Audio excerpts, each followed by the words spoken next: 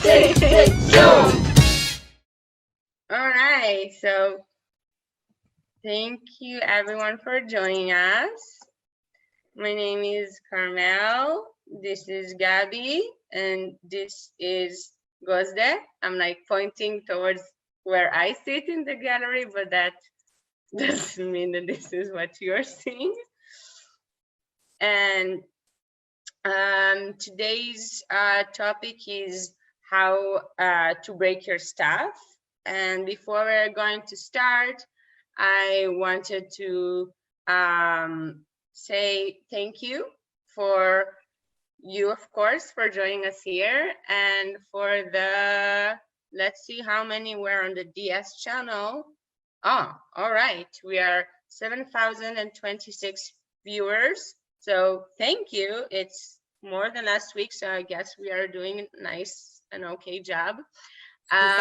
For you who don't know who Desperately Seeking is an online-based community for online emotional mental health. We're mainly focused on like finding meaningful pursuit in our online life. And I also would like to thank our sponsors for today, Ramstein Fan Club, Schmugger Rank-Free Search Engine, and Everything Wrong With You Explained in Emojis, an online support portal. Very recommended in our community, so check it out. And before I'm gonna start talking about today's subject, I wanted to thank Cornelius HQ5 for the best toilet sketch ever. So whomever in the community thought this is a silly group, real art comes out of there, and I believe in it. So thank you again. All right, so as I've mentioned before, today's topic is how to break your stuff, literally. And what I thought about is starting like think how I am with my cell phone during these Corona times, because I remember myself being this person who has many friends from many places in the world, always on WhatsApp groups, talking to people, a lot of course, video chats and stuff like that.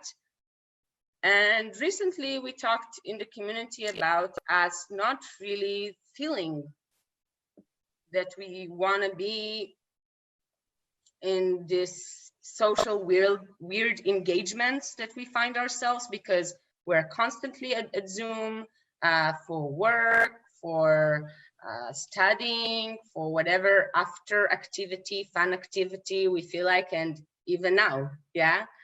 And how I thought about approaching this with you today is give you, if it's okay, like I know in the beginning you might not understand what I want to say, but if you follow through, like all will be connected. I'm thinking about in what days I'm more socially engaged with people on my cell phone, and in what days I'm less engaged with people. So it really depends for me on my morning.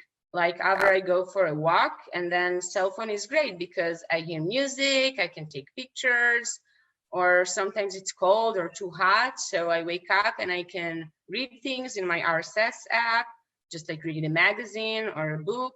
And other days, like all of us, you wake up and you immediately like answer work and start working from your cell phone. And all I dream about is like smashing my cell phone, smashing my computer, sinking it in the lake. And I'm not used to feeling like that towards my technological equipment.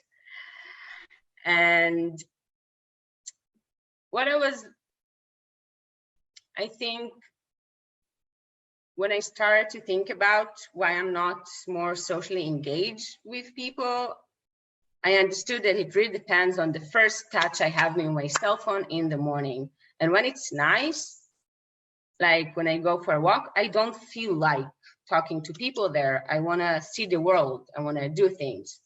And when I'm immediately using my cell phone in the morning for work and stuff, then I don't feel like, because I'm already using it for other things. So I got completely in this whole thing in my head. And I don't know if you remember last week's topic and conversation about this. And the week before, we actually talked about it more, this guilt tripping we're having. And I started to have guilt trip over me not being enough social. And what I thought is, I'm sorry, just a sec. I'm starting to see everything blurry because it's getting dark and I want to see you guys better.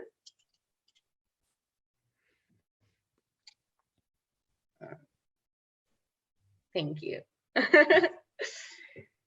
So what I was trying to think about is, why do I feel bad for not wanting to socially engage people?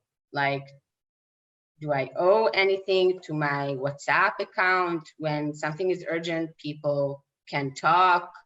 And as long as I feel more guilty, I feel more like breaking my cell phone. And I don't want to do that because I need it for work and for listening to music, like super basic things that are now actually, I remember that those are the basic things. I think in the last years, I was using my cell phone for many, many other things, but not those basic things. And I felt like in this place and time, nothing is like it was, because I still see my friends, but when I saw them before on Zoom, I didn't hate it. So I know I like said a few things over again and again. It's just like me sharing with you my guilt trip in my head, and me like getting so not understanding what is going on. These were my feelings. I was not understanding what's going on, why I'm not talking to my friends, why do I feel bad about it, why I'm not doing anything about it. And then I just said to myself that, yeah, why do you think about it? If you don't want to talk to someone, then that's okay. And when I stopped, sorry. So when I stopped answering certain people, it made me think more about the specific relationship I have with this person. Maybe this person is actually not the person that is so important to me.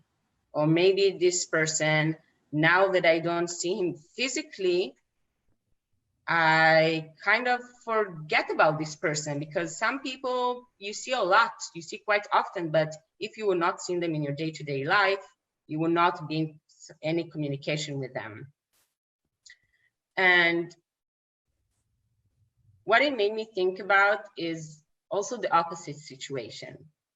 Like when I was younger and I was in some sort of social engagement that I did not very much liked to be there, and I felt whatever feelings I felt that were not positive feelings, I remember just a glass afterwards at me, because it breaks something on you. Escape room. Does everyone know what an escape room is? Okay. You can rent a room. It's like all very antique. I'm guessing IKEA, but looks very fancy, and just go there and you break things.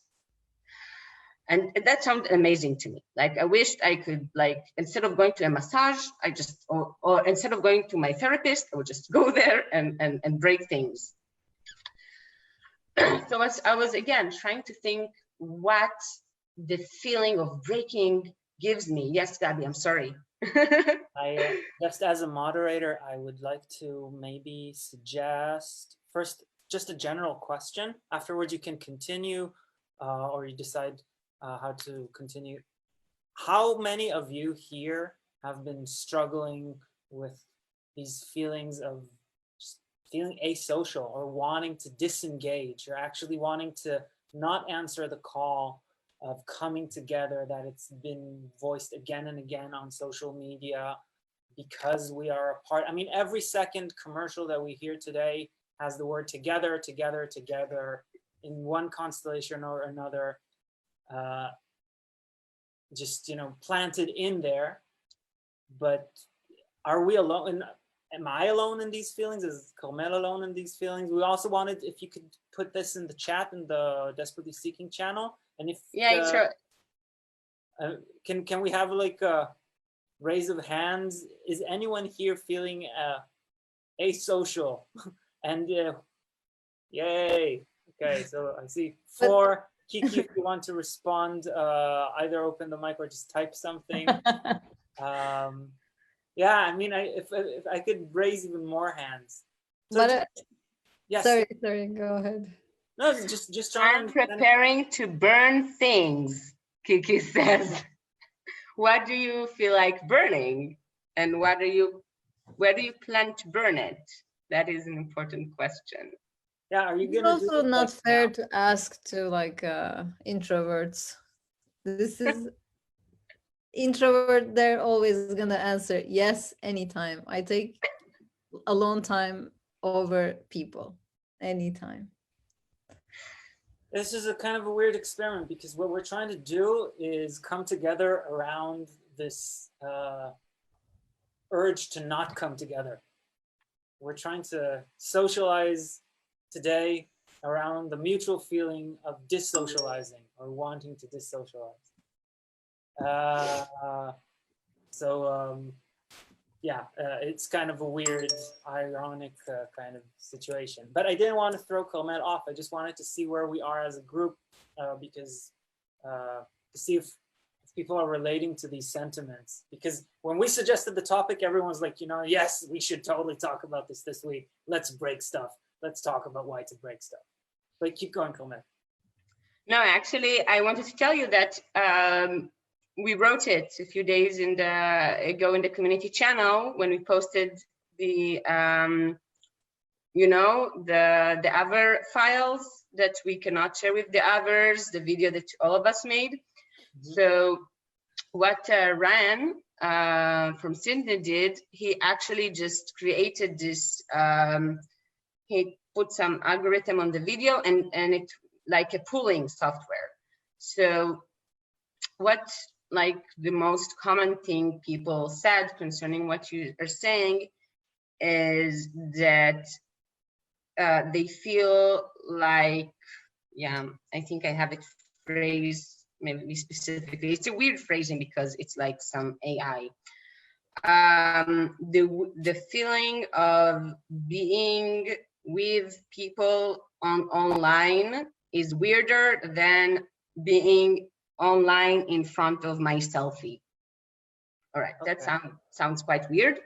But I guess from what I remember in the conversation, most people were saying that something similar to what Gosda said, that they feel better to be with themselves during those times. And what was interesting in our conversation is that most of the people did not say that they're feeling more comfortable to be with themselves because they're afraid for their physical safety. And that is interesting because this is the thing that should prevent us from meeting each other. Yeah, Gabi. It's got really dark all of a sudden. The only reason why I'm raising my hand today more than often is because I'm sort of moderating this session. So I thought maybe because you mentioned Gosda, maybe Gosda, you want to pick this up and give us your 2 cents about this? Yeah, I can give my 2 cents, yes. Sure. Hello, everybody. Thank you for joining. When we talked about doing this, about breaking, I actually, first I thought, oh, great, it's such a subject that I'm very comfortable with. But on the other hand, I realized that I got lost. Like, what am I actually going to talk about? So I kept thinking about all these phrases and idioms with breaking. Like, to break off or to break into, break away, break up, break down, break out of, or break through, or break the ice, one of my favorites. um, I was the word breaking in it is in itself is like something really chemical, because to me, when I think about breaking, it's like I wrote this really nice thing, really cool thing that I really enjoyed today, so I want to share it with you. I said to break in general heralds a violent longing to change one's state, because something changes once you break or you're broken. It's a moment that is like kind of embodies the stress or distress of the past and the longing of the future. It's a very loaded moment. It's melancholic, but it's also optimistic, or it can be. If you're breaking somebody's nose, it's, I guess the breakee is not that happy. But it's like chemical. It happens, or you do it to change, or to change something. I don't see it as solely an aggression, an act of aggression. It is actually saying something. It's the violence of the word or the event, the loudness of the action kind of like shakes you, wakes you up, or like an abrupt disruption, like an ending, a continuation of something. When you break it, we break things to break away from our ongoing narrative, like some kind of an obsolete narration we find ourselves in, or a system, a relationship that isn't working for us anymore. I mean, we have breakdowns that is very in itself reforming or changing. I also like the word the daybreak, for instance. It means dawn. It's the first appearance of light in the morning. When something breaks, it's like starting or presenting itself. Or breaking an animal, that means taming something, breaking something, to make it like more, how to say it, like under control or more usable, more functional. You need to break something, like smoothing the edges of something in order to make it accessible, or breaking a habit.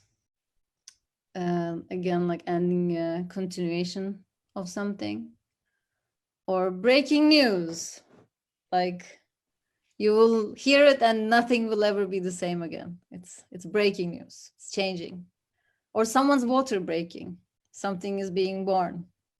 It's like such loaded, such beautiful wordings. That's how I was like thinking. Like I can't really say it's like one, like it's a positive thing or a negative thing. It has like everything. It's just a change that you don't know what's gonna come after, you know? That's my sense on it. Clement, I saw you raise your hand, but I also I know that Inza said that you needed to go in half an hour from now, because I would really want to hear your take on the full moon in Scorpio and what that has to do with this feeling that we have right now, this necessity to break things. But maybe first we give the word to Clement. No. I also want to hear you. Well, I mean, for me, there were like the two topics at this moment we talk about like parallelly. This feeling of being asocial, and maybe then the anger that makes us breaking stuff like cell phones or something. So for me, this quarantine is not really, doesn't give me any unusual feeling, because 5 years ago I broke and sold and threw away almost all my stuff. I reduced my belongings like very radically. And then I went and moved to the mountains, where I lived in a very small village. So I had this kind of social breakup. I lost or left almost all my friends, and so this is something very something I'm almost used to. So I don't feel this pressure now, really, because I'm not I don't know, I'm used to not being around my cell phone for long hours a day, and that. So this is not really what I'm suffering from. But I love this this transformative moment of breaking, and I'm a shaman, and I'm very, very interested in spiritual practices and habits, and breaking things, and especially burning them, burning tokens and symbols, and burning wishes is like a very, very used practice, and it's spreading like rapidly at the moment. So last week we had this full moon in Scorpio, and Scorpio is like the burning transformative energy, if you will. It's Scorpio is the sign of stirb and werde. Gabriel, how would you like stirb und werde, like dying and becoming, you know, these yeah, is that, do you say that, dying and becoming? Yeah, I don't know, Yeah. but I can Yeah. Google it. It's like the sign that is most that has like a high affinity to everything that is like decay, that is dying, burning, breaking. So it also has this kind of aggressive power, and that's why Scorpios in for many people are like they get a bit afraid if you say like I'm Scorpio. That's why people are like, oh, okay.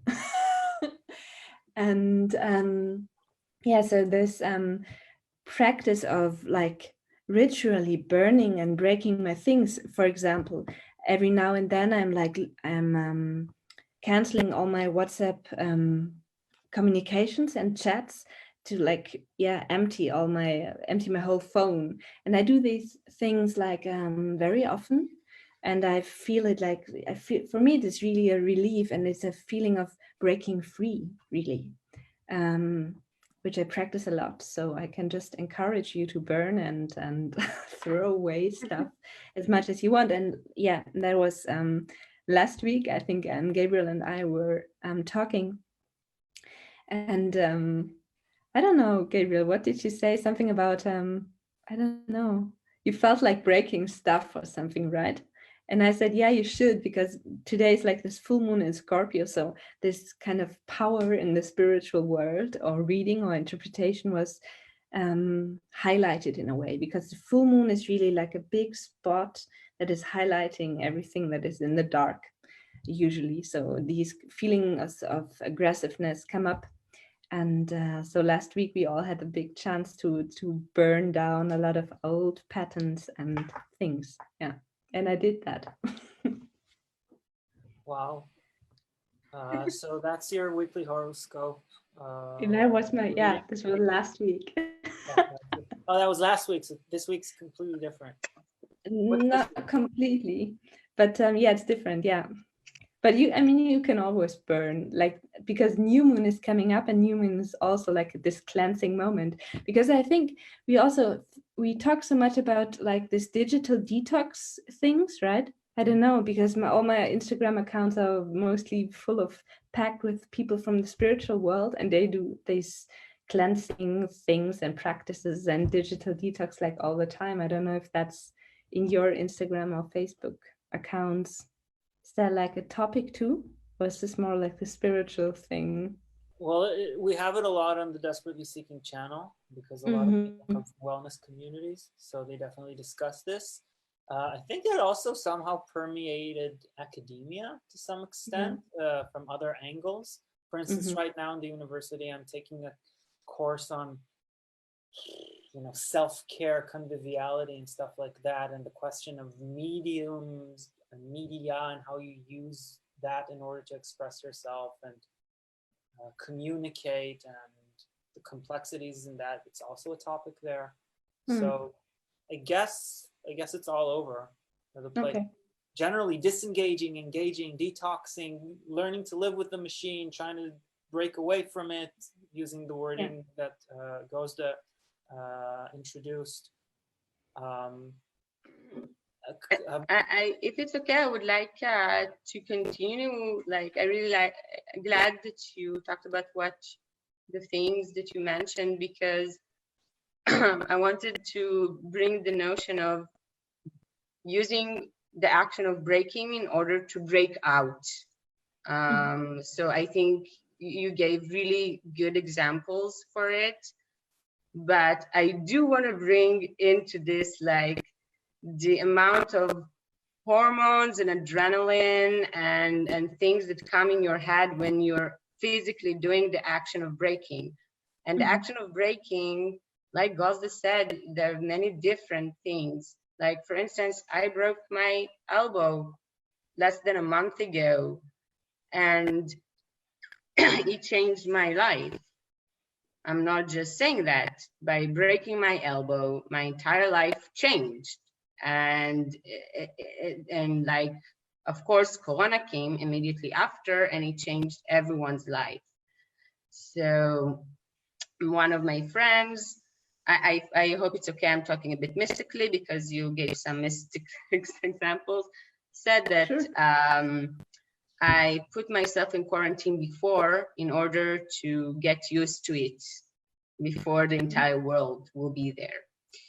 That was kind of his interpretation, or their interpretation, yeah. Their interpretation of it. And I liked it. It's the human narrative. It's our way of seeing, and I think that the human narrative is the strongest thing for us. This is the reason people believe in whatever they believe. It's not just God, it's their daily life. But what I'm trying to ask, I don't have a question, yeah? I don't have an answer, I mean, is like, really, how can we use more the act of breaking in order to break out, and find maybe less aggressive breaking actions, like some that, like, I'm going to explain. Gabi said, like, why should we feel bad for not wanting to socially engage? Do you all feel like that right now? I think it's common. A lot of people feel like it. So this is actually like breaking a relationship is very hardcore, but physically there's nothing. And I'm trying to think like what is there between this physical action of taking something and smashing it all over and the text that I'm answering or not answering.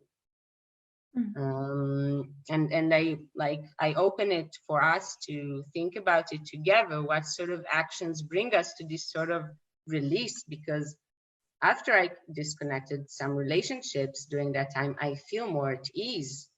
And after feeling anxiety as a young child in social engagement, when I went out and broke some glasses and stuff, I felt better. And when I went to this art exhibition, when I go into Judaism, there's a lot of breaking things, not for Ashkenaz, but for others. And I see it in other cultures as well. It's not just in the Jewish culture. So maybe like, anyone here from the community wants to share like some sort of experience of feeling like through breaking, I really broke out of it. Yeah, that's it. And I just remembered, as a tradition in Turkey, tradition, it's a very strange tradition. You'll understand why in a second. That before when we had the death penalty, the judge who would sign the death penalty, like the verdict, they would break the pencil. Like it was the thing to do. Like this is like, let's break this pencil or pen, whatever. Like this doesn't happen again. It's like a very ritualistic actually way of like getting rid of that energy, that history kind of thing. Huma wants to say something. Did you say they would break the pen before they make the decision? No, after they signed it. Yes. Okay, sorry, unmute. It's very loaded. It's like, I think this is, I mean, I don't know why the tradition was in place, but it's a really strong gesture to do something like that. I think really our society as a whole, because as Carmel just said, there's so much relief in really physically breaking things and smashing them and see them burn and explode and shattered. This is really something I feel we need, but it's thought to be violent, and that I think is a problem. And this kind of Entsorgung, Gabriel, what's that? Entsorgung? You just put it in the bin, or you just get rid of stuff instead of breaking stuff. I think that is a problem, and this really causes then aggression or violence. Proposal. Something that came to my mind as well is I once heard, because you talked about a lot of, or mentioned a lot, this motif of breaking up, and I heard that in Berlin there are courses or classes for couples who want to fight like physically, because they have this need or urge to fight, like also physically, not only just by words, but at times they want to, I don't know, just to fight, you know, and they learn how to do it there without being violent. And I thought it was so good. I thought it was really progressive and such a good approach on this urge and feeling, because I know it as well. Yeah. I had that so They have often. sex instead, actually. Sorry? Shouldn't they have sex instead? Yeah, They- you can have like angry sex as well, but I Yeah. think sometimes fighting would be better, or would be more real, and can be less violent than angry sex. Yeah, but it makes me think a lot about cults. You know, in a lot of cults, cult, am I saying it correctly? Cold? Cold, like being cold. Cult. No, Gabi, cult, cult. To join a cult of worshippers. Oh, people- cold. Yes. A cult. Okay, Yeah. thank So you. I remember like many cults like use this sort of therapy for society. They said, take it out. And I feel all of this also have rules and restrictions in order for it not to be aggressive or violent, like you said.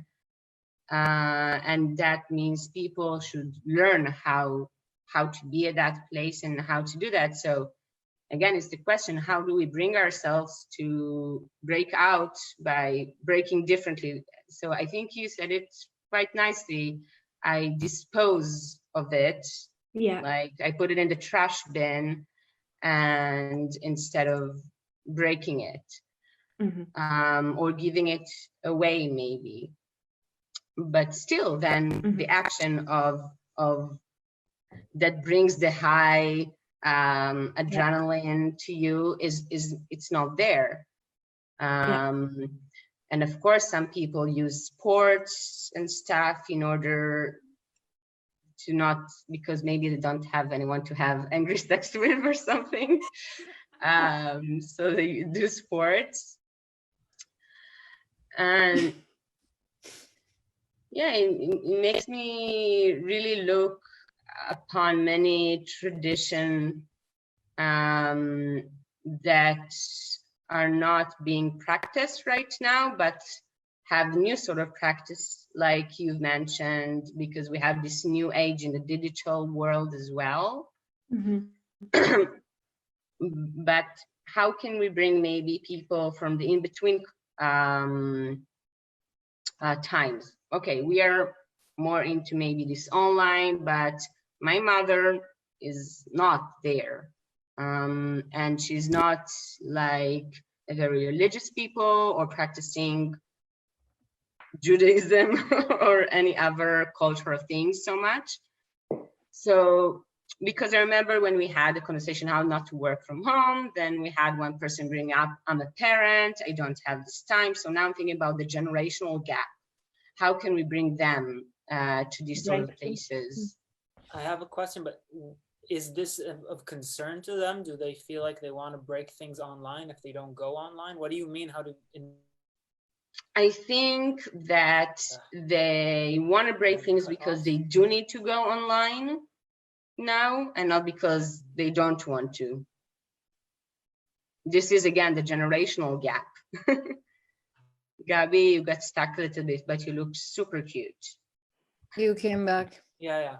I noticed that I was cut off. I was asking, in which sense do you sense a general racial gap regarding this feeling of anger, wanting to break ground? What do you mean by generational? Because for them, they feel like just because they are going online, because they didn't used to do that before, they feel like breaking.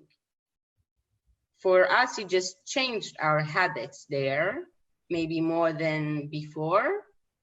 But for my mother, being on Zoom,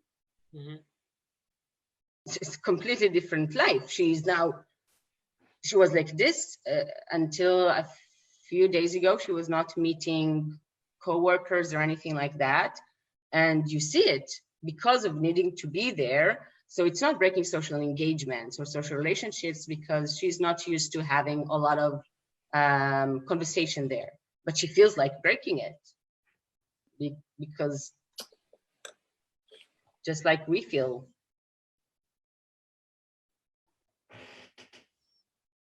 Yeah, you got stuck again. Kiki, your character is so cool. I'm having some trouble here with my connection. You're back with us, a little bit delay, but you're back. Maybe you want to try putting an image instead of the video.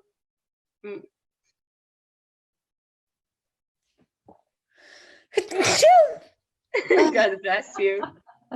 Thank you. So again, I'm thinking like, how can we see the positive side of this breaking and finding like, I'm sorry, I'm very dyslexic. It's, how do you pronounce your name? Insa? Insa, yeah. All right, I pronounced it correctly. Thank you. Yay. So again, referring to examples you gave and also user, sorry, I don't know your name, you're just written user. Sorry, I didn't realize. I will Yeah, say. that's okay. So like, because they're not online usually, my parents, that generation is not usually online, and they also feel like they want to break things now because they're not used to it. So it's not like for me just not answering my friends or maybe answering late Gabi and goes there, like in our group chat. It's for them, it's just being there, that it's new for them so much to be online. And I cannot come up to my mother and tell her, yeah, mommy, go do some kickboxing. Because now it's Corona and here gyms are not still open. And she's in that age group where she will not feel comfortable going this summer to gym. She's doing yoga from home. So again, speaking together, how can we break and burn and break out and not like destroying something? Do you think it's like a taboo for your mother to break things? Because really, I don't know if for example, the generation of my mother, she's more like passively aggressive and extremely violent in this. And I would love her to break stuff every now and then. But she, I guess, would never do that. And I would really probably not even bring up this topic with her and ask her mother, please, instead of like being passively aggressive all day, don't you want to break a dish or something? This is your exactly mother the like more generational open to gap. these? Sorry, Yeah. what I was saying is this is exactly the generational gap I was talking about.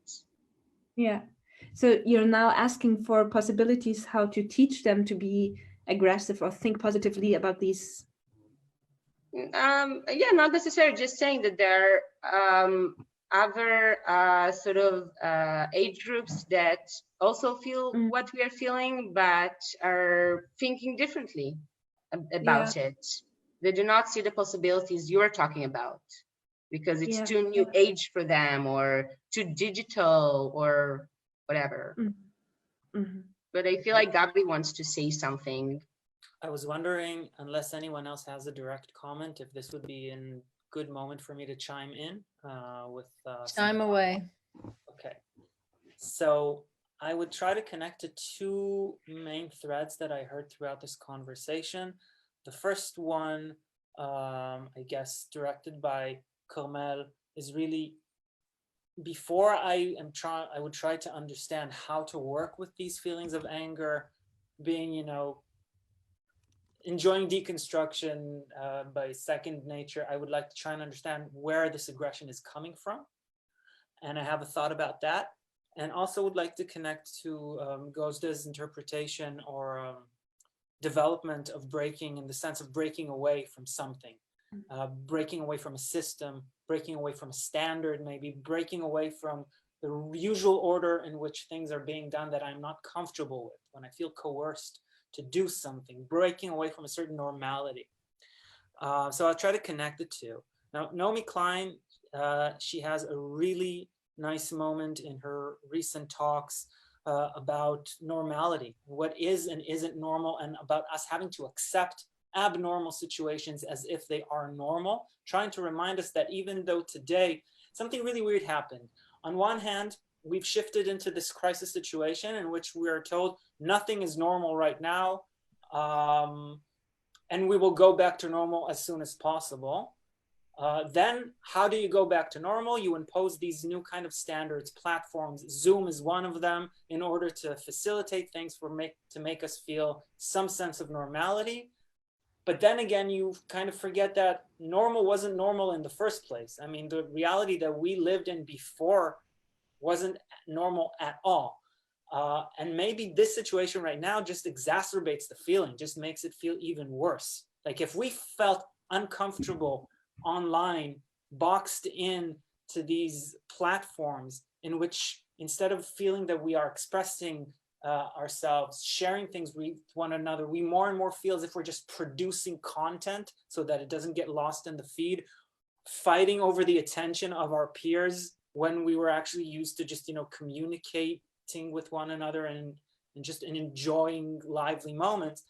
That is the type of normality, I think, that that has been imposed on us, and it's an abnormal kind of normality.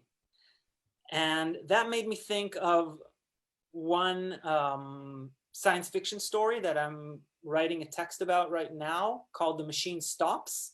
Who here has heard about the story The Machine Stops, from 1909 by E.M. Forster? It's early in the 20th century. And it describes a world that's very, very similar to our world, because they didn't have back then television or even radio. They only had telephone. And so when Forster imagines a future, he actually imagines a future in which we're all boxed into these kind of like beehive cells, which are completely monocultural, identical. We do not meet one another face to face, but we don't video. The way that we communicate is through kind of video conferencing. That's what they could imagine. Like they imagine like a 21st century telephone. So that's what Forster imagines. And why am I telling you the story? Because all the characters there who live this reality, they're incredibly impatient. They're incredibly aggressive. The last thing that they want is to actually have physical contact or any kind of intimacy for some reason. And they're just annoyed all the time. They're constantly feeling the sense of FOMO and the sense of just being really, really busy, needing to get about their chores, which are practically nothing, just, you know, going on one more Zoom conference or the equivalent of that. But maybe they don't realize, and that's the point that I'm trying to make, that the violence and impatience that they're feeling is not actually towards other people. We feel as if we're less social. We don't want to communicate with our peers. Each time we, you know, schedule a meeting with someone we really, really love, like 15 minutes into it, I start feeling like, oh, it's just one more Skype call. I really wanted to meet with them, but I feel like I'm in front of the same screen doing the same thing. Even this person who I really care about is just one more placeholder to me. God damn it, what's wrong with my mind? Because I have absolutely no feeling. And this is the thing that you want to break away from. So basically the violence that we project towards our loved ones are actually violence that we project towards the standard, towards this imposed sense of normality. We want to break away from that. and we don't know what to do because you can't escape it, because you're being told that this quarantine is for your own good because you're breaking the law. Another use of the word break, right? So it's breaking against breaking. Basically, we are reacting violently to the violence of the standard. And one last comment that I will make on that, there's a brilliant, brilliant scholar called Susan Starr, who back in the early 2000s already started writing about standards and classifications in general, and how they could be used on one hand as a tool to put order into the world and give meaning, but on the other hand, as a very violent tool. How it is a very, very, how problematic, how hazardous standards could actually be. And I take an enormous amount of inspiration from her when I think about the situation that we're in right now. I'm done. Yes, Gözde. When she talks about that, does she talk about standardization of things and people, or in what context does she talk about standards? So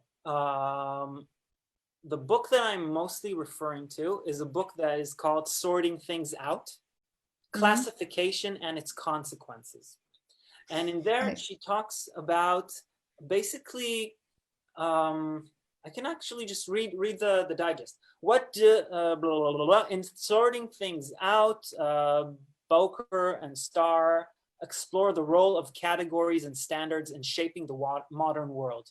In a clear and lively style, they investigate a variety of classification systems, including the International Classification of Diseases, the nursing interventions, classifications, race classification under apartheid in South Africa, and the classification of viruses and tuberculosis. So she goes into classification, but she also talks about standards. This idea that there, for instance, I don't know, the way that we have been indoctrinated to think of our spatial environments as IKEA environments. The idea that there's one thing that there's an app for this, an app for that. There's an etiquette, there's a mode of conduct to do this, and a mode of conduct to do that. We're basically boxed into all these things. I think she talks about all of these, in short. If that answers your question. She's really, I think, all over the place. She does pretty rigorous observation and research on that. Early 2000s, you said, no? This particular book is from 2000. Yes, MIT Press. Susan Starr. Me and Inza used to go to study together at the Bauhaus University, and our program director was a very big fan of Susan Starr. So she introduced quite a number of texts to us. I think they're also very, very helpful for anyone who wants to approach artistic practice as a form of research, because a lot of the stuff that she discusses is very helpful in theorizing research, artistic research through. But that's a side comment. What kind of scholar is she, Gabriel? Is she like a? I mean, I googled her beforehand. Or science studies? She could be anything, no? She could be a psychologist, she could be economist, she could be a media theorist. Okay. Yeah. I'm just Googling her. Susan Leigh Starr was an American sociologist. She specialized in the study of information in modern society. So information studies from the perspective of sociology. Yes. If you've ever heard of the term boundary object, again, unrelated to this discussion, she coined it. Also, brilliant tool for artistic researchers, in my opinion. Yeah. So, that's more or less, at least where I would leave it at this point. I might, there's another scholar that I have in mind that wrote about ultra-violence among teens and that relation to social media and technology, but I'll leave it on maybe later. Anyone wants to, I'm moderating, so who wants to be moderated? Who wants to be standardized? Who wants to rebel against that?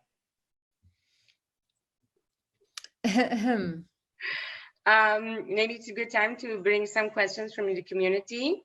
Okay. Yeah.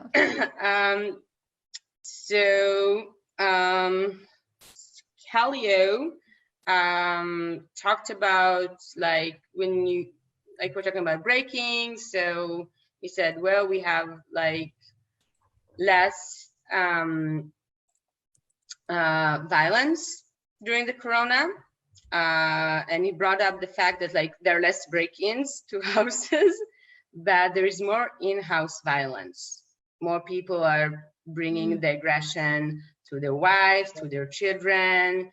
And this brings us back to the conversation about the aggression and how can we like see how our generation cope with it, but also less break-ins, which is good. And we also talked about breaking out of your mind, which is also a book that I don't really know about, so I cannot answer you guys, but can talk about this later.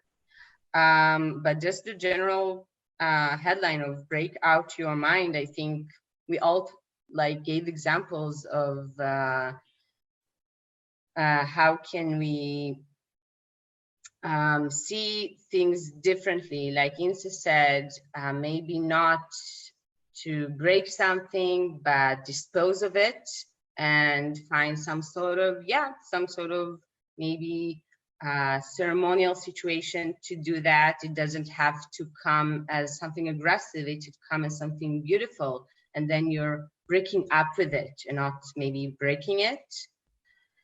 And I think also many people actually mentioned the fact that either the relationship got to the place of breaking up or that they found themselves moving in together and they broke into their relationship.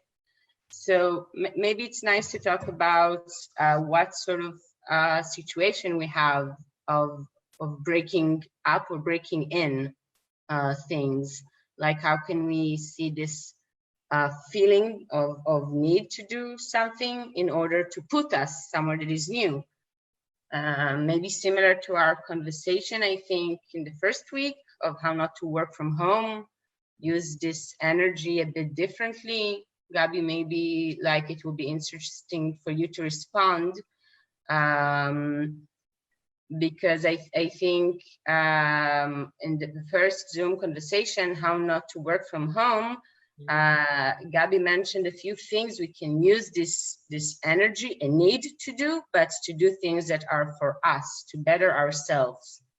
So this is a nice question, actually. How can we use these sort of feelings in order to do something different now? Like how to be creative with destruction. Yeah. I think it's nice to talk about this if we feel like people in the community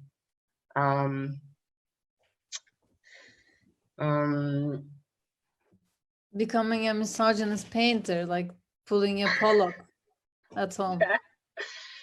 Maybe also giving a lot of massage therapy to your people you live with. Massage. Yeah, like where does it hurt your back? I'll do this. Becoming a misogynist painter. Gabi, I didn't hear you. Can you repeat? I tried to put what you and Goza said together, and I said becoming a misogynist painter. Yeah. Great. I don't know what that even means, but that's what came out the other end. Maybe it's good time to try and bring Olis. I'm sorry, I'm quite dyslexic, Ulash. so I don't know if I'm. How do you pronounce? Ulash. Ulash. Maybe do you feel like responding or like commenting on this? Hey. Hey. Hello. Actually, I was not. Hey, how's it going? I don't know what's going on. I mean, I just find myself in this random meeting, and I like being in random places and being with random people. It's fun. Can try. Yeah. So if you want, I can go. Huh? Ulash, Sorry. if you want, if you want, I can try and bring you up to speed very quickly. I think it's pretty easy. Please. So basically, this session, we have a weekly session. In this week's session, we thought that we would be talking about breaking things, or this feeling, this urge to want to actually break things that we feel stronger building up inside of us more and more, where everyone else is telling us to engage, to socialize, to come together because we're all, you know, separated in our rooms. Actually, all this calling to togetherness sort of makes us feel as if we want to disengage. Like, why are you telling me how to socialize? Why are you telling me how to behave in my own room? Kind of feeling. And this kind of, and we realize that a lot of us feel conflicted with this because it feels like a very negative emotion, like something very destructive, like we are harming ourselves when we do that. But on the other hand, I personally reached the conclusion that it's almost impolite to admit that you feel that way right now. It's almost considered immoral because I'm totally open-minded. I'm okay.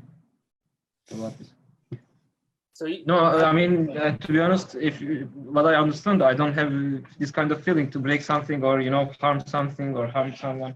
Even, let's say, it's also the idea of the, how was it, BDSM? Yeah, also this one also, they were interesting for me.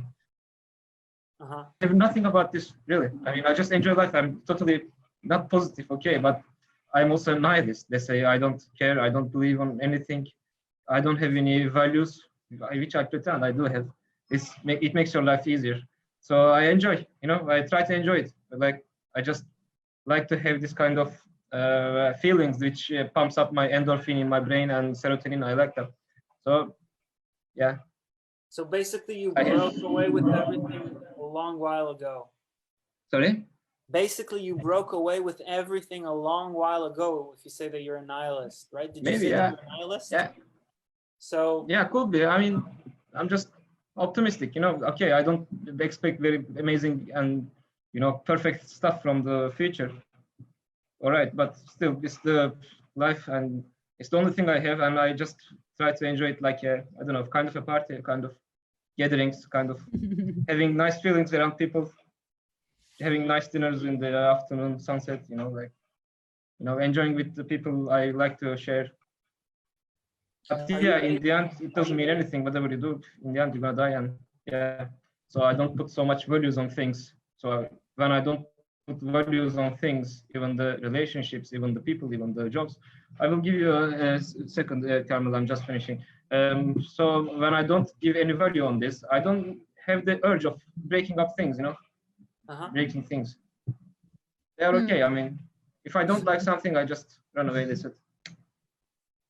But before you said that you do have this feeling of serotonin and adrenaline in you, but you don't feel like using it in order to break something. Did I understood correctly? No, I was saying serotonin and endorphin, not adrenaline. I also don't like adrenaline to jump out of the cliff and, you know, like skydiving.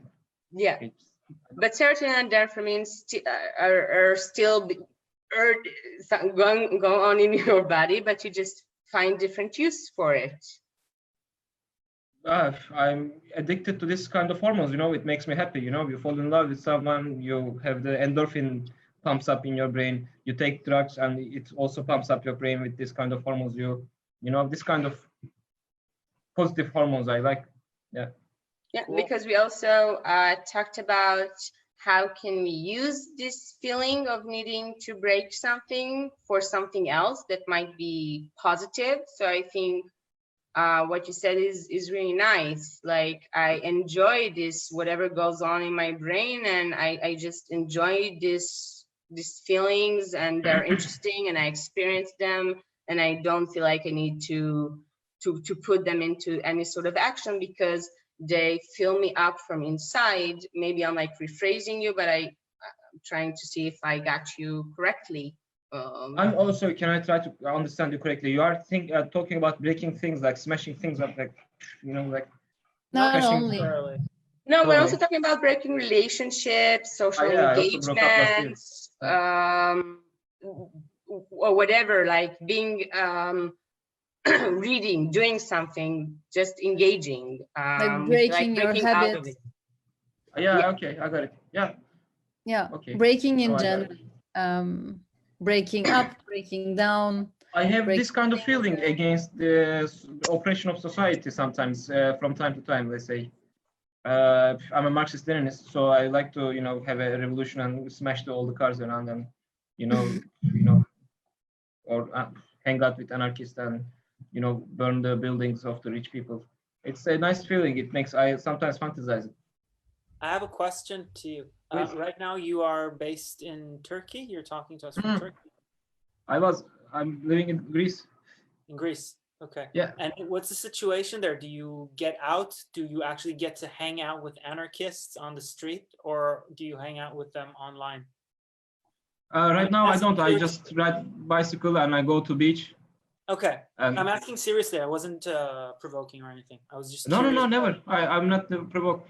Yeah, Okay. I have friends, but I just find it very silly sometimes. So I don't hang out with them so much because even they are anarchists. Also, they have some rules and they have kind of a fashion. They are stick to it.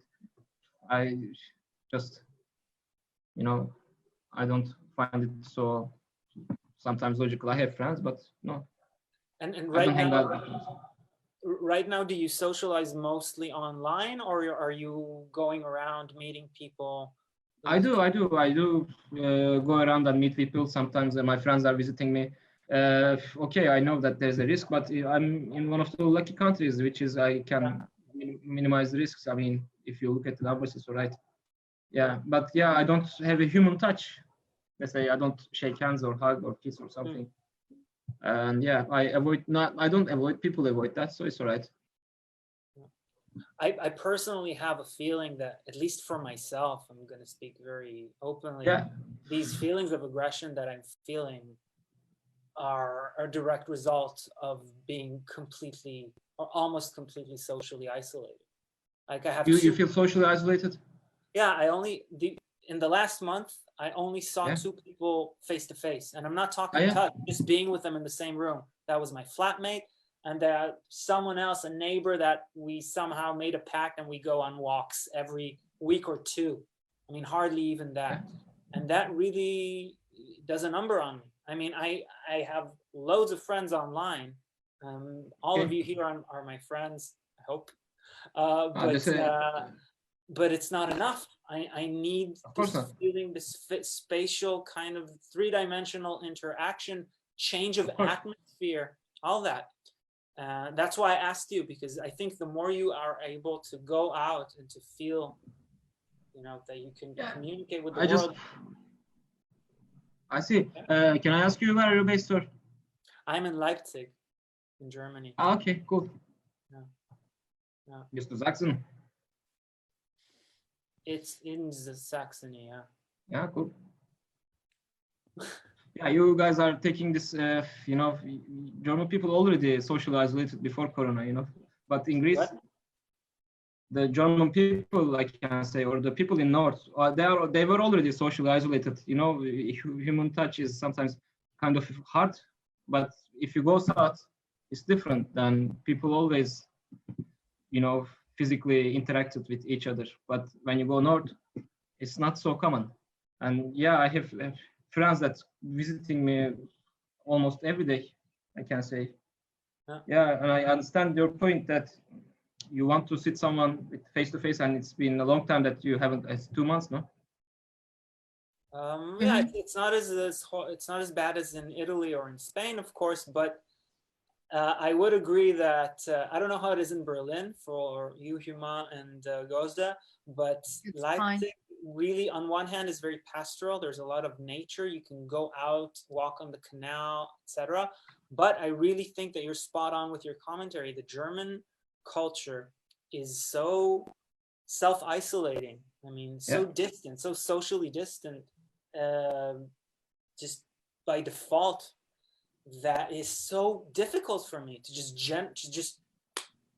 how do you say, to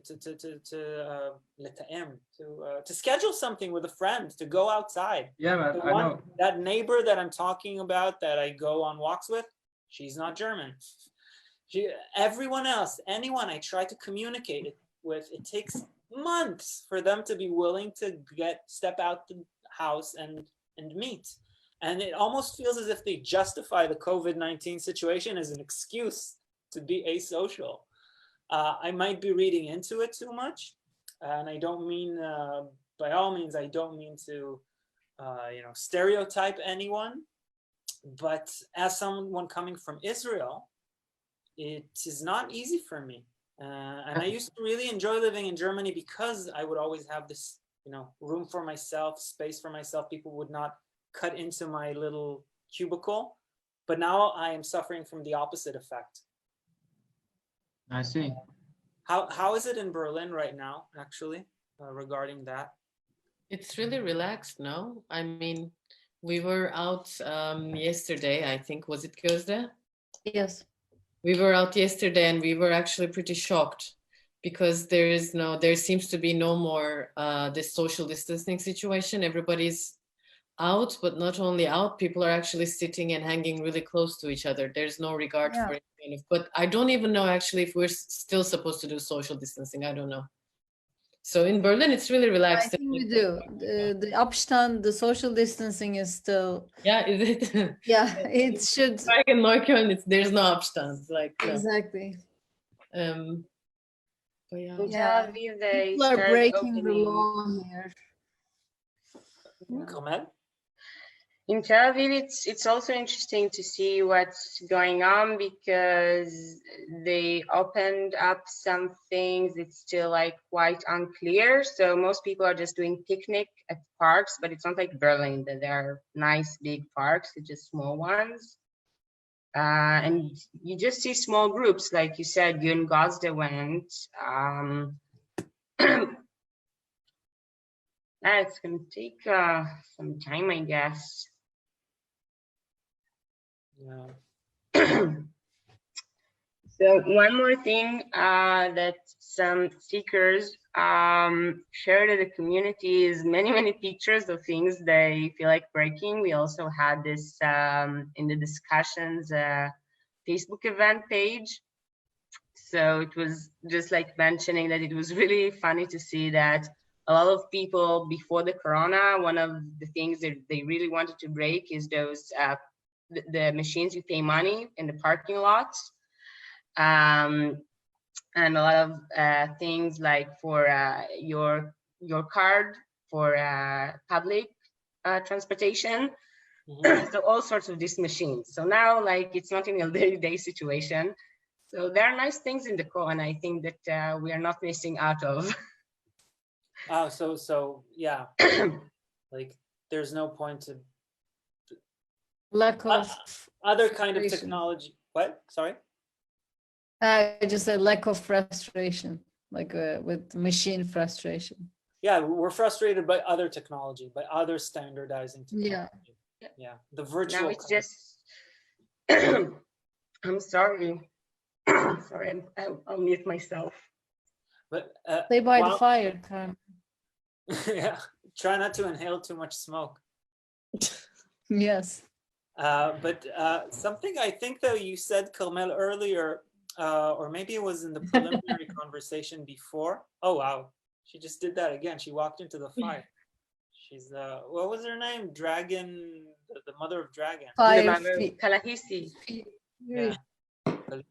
So you said something that I think is actually really frustrating, that though the vending machine is something you can kick, even break when no one's watching, but you can't break your smartphone because then you won't have a smartphone. You can't smash your computer because that fucker costs a lot of money, costs you money, not the city or the vending machine company.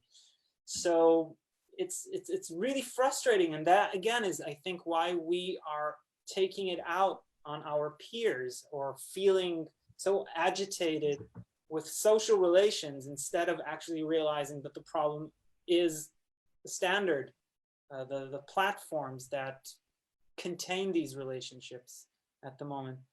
And Kiki just wrote in the chat that she is suppressing the urge to commit arson. We welcome it, I guess. Just trying. I wonder why. Where did you get the idea, Kiki? I think maybe like Gabby said, there is less frustration to the outside world and more to our technology. And so, yeah, we can't break that.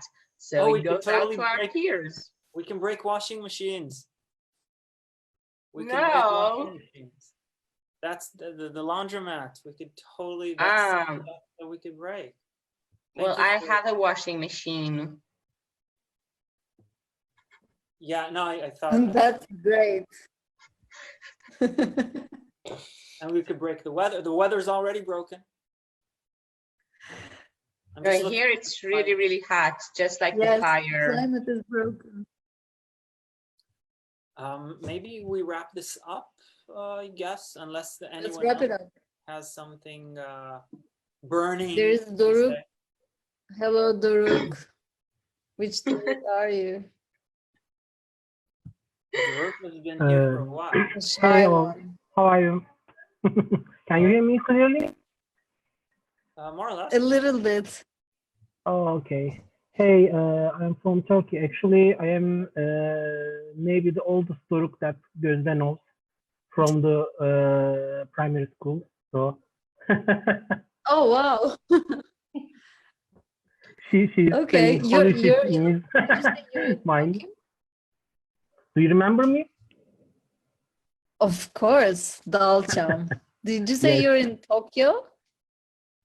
Sorry, couldn't All hear right, you. how is Tokyo? Can you hear me? Yes, I can hear you. Did you say? Did you say you're right now in Tokyo? No. I'm in Istanbul now. All right, I misheard you. Okay. How are Okay, things in Istanbul? Anything breaking? Actually, I am breaking all technology things in my house and doing new technology things from them because they are useless and I am so bored here. Actually, I am working from home from, let's say, 4 years. So I haven't been speaking to physical people since 4 years. With only limited persons to maximize its family and 6 or 8 friends. So I'm not very much socializing, but I am socializing from internet and some user groups of our, let's say, computer engineering work groups. So that's all, but breaking things feels good for everyone because it has a relaxation, but destruction of a usable thing and destruction of a non-usable thing gives different feelings.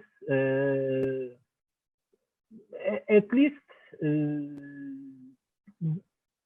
you can feel the harming part of a technological or mechanical thing, but harming a usable thing gives a little bit different feelings that harming people's way of doing things with that thing. So let's say a common device in usage of many people, breaking that feels much organic than breaking a single non-using thing. So, You mean, sorry to interrupt. Go ahead. I mean that if you break something public, like I watched in the Occupy Gezi, so people broke many things in the riots of the Gezi. I don't know if the other friends know Gezi Park riots, but It's an Occupy movement of Istanbul, Turkey, let's say. Yes. Not to So breaking public things felt different for many people because they couldn't use those things and they didn't have the privilege of using those things. So they didn't want to other people use those things which they aren't using. Yeah. So that's a public relieving. Because if I am not using that, no one should use that. But now you don't get to break public things. I mean, you can break your own computer, but you will not break Facebook, even though it, you know, Facebook is the thing that's used publicly. Your computer is just yours. That's the problem. No? Yes, actually, I have the urge of breaking things many times, but instead of that, I confront myself with some, let's say, something like physical pain, but not like that. Maybe a very hot water or something else to suppress myself, to punish myself, to not to do that harming thing, because breaking my computer will be a very bad action for me, because all my work is here. But Okay, Don't do it. we have arrived at the moment of self-harm. Yes, this is the conclusion of the session, that actually computers cost money, wounds heal. So let's try and, you know, Burn yourselves. yeah, let's walk into the fire and back, cut ourselves with. Try this at home, kids, and No. yeah, I'm very happy with the way that this session is wrapping up. Yes, Carmen.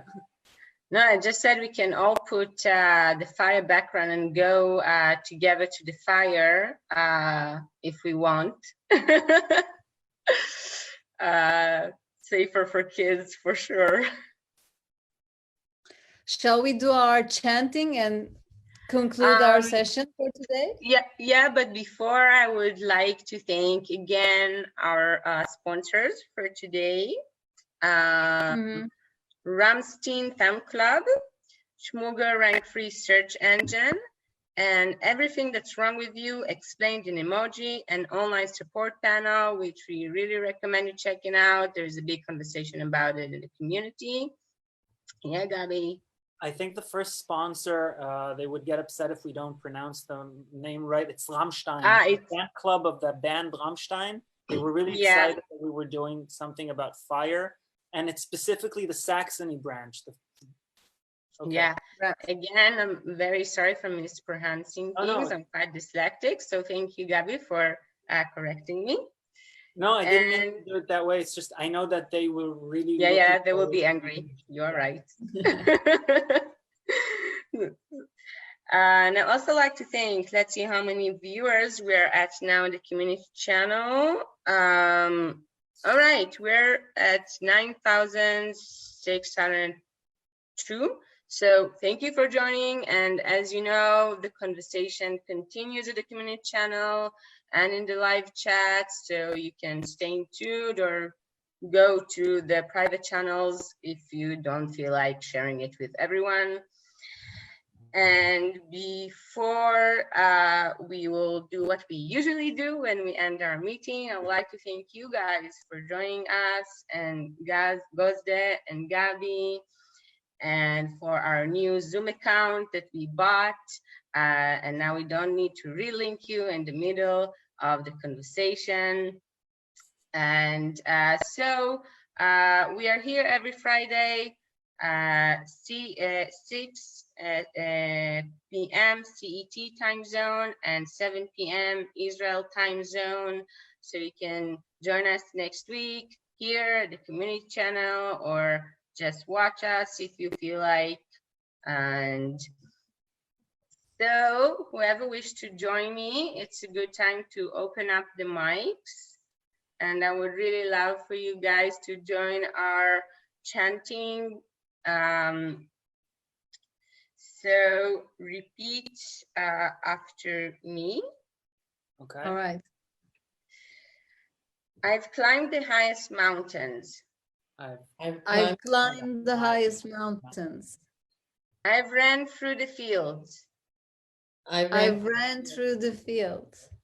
Only to be with you. Only to be with you. I've ran and crawled. I've ran and crawled. I've scaled the city walls. I've scaled the city walls. Only to be with you. Only to be with you. But we have a little orchestra. Yeah, Sorry? turn on the mic, Kiki, so we could hear your Yeah. melodica.